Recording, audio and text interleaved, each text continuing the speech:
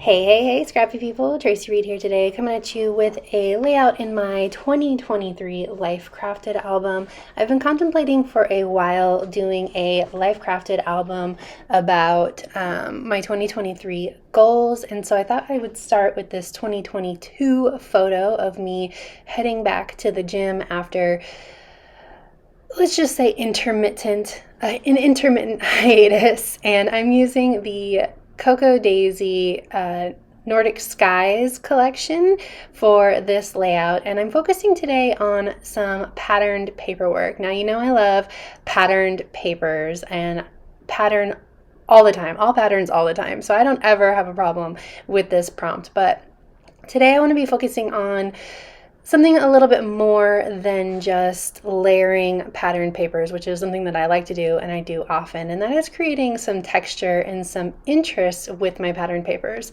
So of course you can see here I've already got 3 patterns going on, plus I'm going to have a 2 3x4 pocket page, and I'm also using some patterned journaling cards for my layout too. In the end, I think I have 5 or 6 different patterns going on this layout, but it all comes together, and I'm going to give you some tips and pointers for that. First of all, your patterns need to vary in size, scale, and like type of pattern. So you can see here I've got a polka dot, I've got a butterfly, I've got a stripe, and I've got a watercolor pattern going on. 4 completely different kinds of patterns that are giving a different vibe to every single different part of this spread without conflicting with each other, because they are different scales, because they are different types of patterns. They work together rather than detract from each other. Now, if I had 3 different polka dots going on, then it would be a lot of polka dots and it would be very distracting for my layout. I'm going to layer some more paper on here in a minute, but first I'm going to work on some of my embellishing, and I wanted to use some of these colorful butterflies from the die cut pack because obviously have butterflies in the background, and I'm also contemplating over there on the right hand side using that butterfly journaling card as well. Butterflies are my thing, and also it just really makes sense if you are doing a layout about goals, resolutions, to use butterflies, which is probably why they're in this collection. So I am using the stamp set, and I'm using the stamp that says resolved, and I triple stamped it on this tag, and I'm just layering it underneath the background of the tag because I took this photo in the gym, obviously, so the background is kind of blah, and so I'm just trying to cover it up and detract from it a little bit. And so I've got that going, and I need to cover up the bottom of that tag as well, but I'm going to come back to that. I like to just work my way around and do what inspires me while I'm working on it. So I actually turned off my camera and found some embellishments that I thought I would want to use, and I knew that I needed to bring in some more color into this layout. And the way that I decided to do that was to grab this sort of celestial pattern that has all of these different paint strokes and all of these different areas of color on this page, and I haven't decided yet which one I want to use. I'm going to end up using the other piece, and I'm going to rotate it around so that the pink is on the bottom edge, and that is going to help bring in some more pink and just a touch of blue at the top, because I do have some blue in this layout. I was going for mainly pink and black, but I do have some blue in this layout, so I want to make sure that there is sufficient amounts of blue on the spread overall so that it doesn't look like the blue that I do have in there is random and doesn't make sense. So you can see that with that painted paper, I've added yet another pattern in here.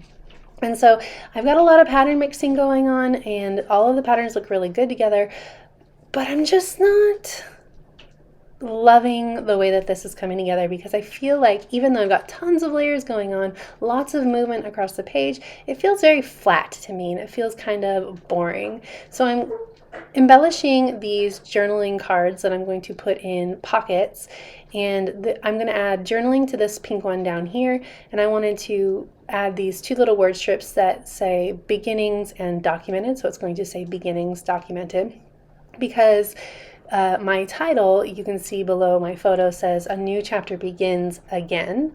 And so I'm just sort of wrapping those two sentiments together, making sure that everything makes sense across the page. And I'm just a little bit bored with it at this point. I know that I love all the colors working together, I love all the patterns working together, but it's just not vibing right. So I'm going to start taking things off again and seeing if I can make this feel more interesting. And the way that I'm going to do that is I'm going to start tearing the edges and roughing things up a little bit. So first I need to add in this little vine here, and that's going to cover up the bottom of that tag.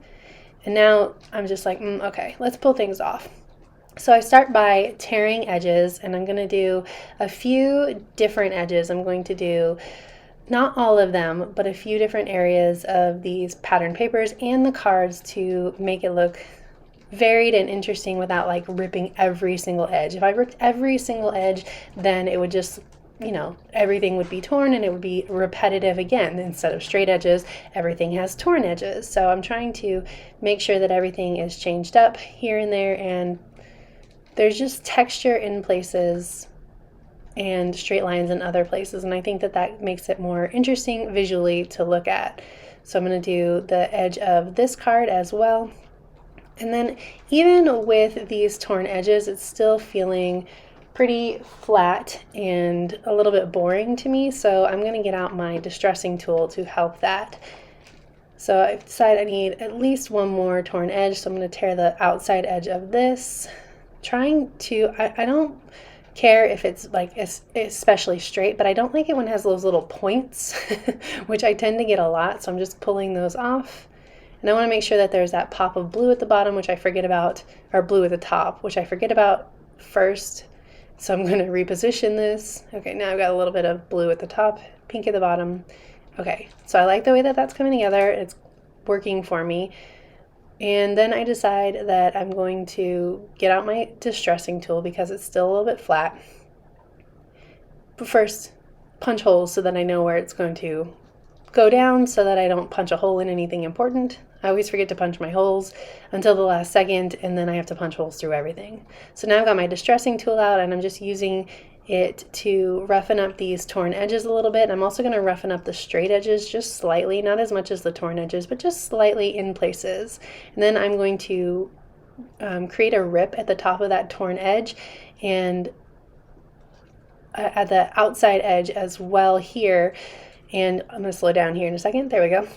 And then you'll see that I'm going to add a little bit more texture with my Tim Holtz Tiny Attacher too. So I've torn the top edge. You can see that blue area up there is a little bit torn. And I want to add in this chipboard piece that says it's something motivational, but I just cannot make it not look like it's floating in space. So I'm struggling a little bit with it and where to put it, and I'm going to end up using more pattern paper to ground that piece of chipboard to make it make sense on this page. Even me, who scrapbooks for a living, who does this, teaches, all of that, sometimes things are just a struggle and it takes a minute to get the page to where I want it to be. It happens like that with all scrapbookers all the time, especially coming off a large project like December Daily, which I was still at the tail end of December Daily when I made this page, was just on the struggle bus a little bit.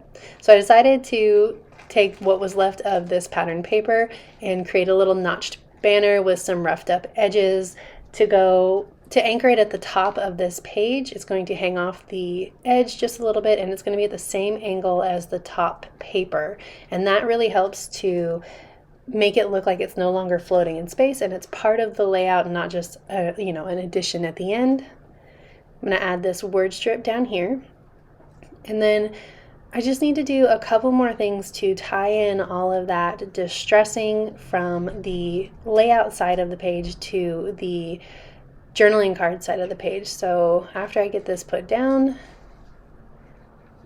there we go. Oh, nope, needs to move over a little bit. After I get this put down, I decide that I'm going to add in some texture and some more pattern paper on the journaling card side as well. And how I'm going to do that is I'm going to First, I'm going to take a stapler and I'm going to take these two folds that I'm creating and I'm going to take my tiny attacher and I'm going to staple them down. That's going to add another layer of texture and also another layer of pattern because you get to see the pattern on the back of the paper.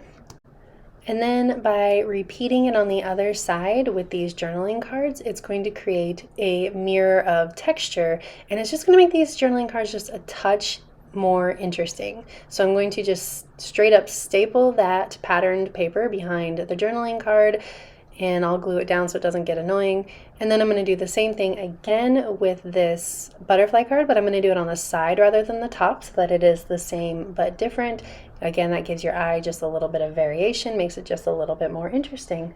So I've got lots of pattern going on here, lots of color, but it all comes together through repetitive use of textures and motifs. So if you enjoyed this video, I'd love it if you give it a thumbs up. If you're new here, go ahead and subscribe. I would love to have you. If you don't already, you can follow me over on Instagram. I'm at Tracy M. Reed. I'd love to see you over there as well. There's a link to Cocoa Daisy in the description box below if you're interested in checking it out. Thank you.